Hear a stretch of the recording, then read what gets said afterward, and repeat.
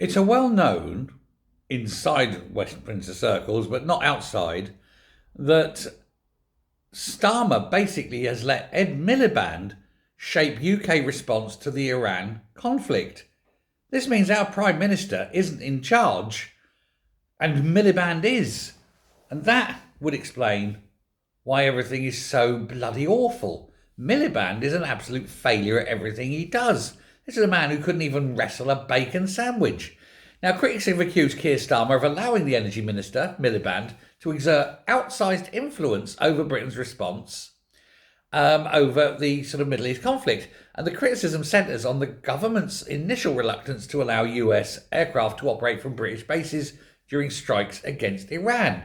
What is the point of having Keir Starmer in number 10 if Ed Miliband is deciding policy? It's madness.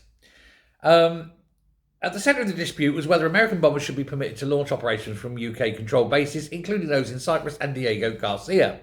Initially, the government appeared reluctant to grant permission, and the hesitation sparked criticism from political opponents and, of course, from America, and Trump in particular, who was very, very critical of Starmer. But it seems he's right to have been, because Starmer wasn't making the decisions. Miliband was, because Starmer was shitting himself. Oh no, I can't, it's illegal. Muslim votes. And he was stuck. He was stuck. His little chip was overheating and the smoke was coming out the back of it. And the criticism also draws on Miliband's record as Labour leader during the last time he was in charge of Labour and his policies then. Thankfully, he wasn't in charge of the country, but his views were abhorrent. But he does not like aiding America. He refused to support the Conservative government's proposal for military intervention before as well, over Syria. He's overly cautious, but then he's a coward. He's a moral coward. But well, the trouble is, he's a very bullied little boy, and so he doesn't know how to take these steps. He doesn't know how to make these important decisions, because all that happens is something very terrible happens, and he immediately goes back to that little scared, bullied boy.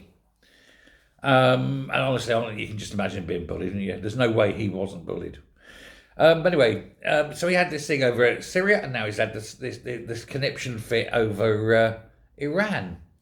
But why then? What is wrong with Starmer that he's letting Miliband make these decisions? Surely a Prime Minister say, no, I make the decision, the buck stops for me, and if you don't like it, you can fuck off.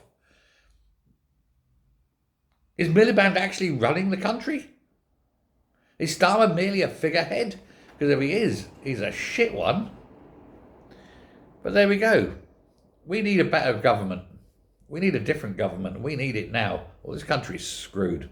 And we certainly don't need Milliband. Let me know your thoughts. Thanks very much. Bye.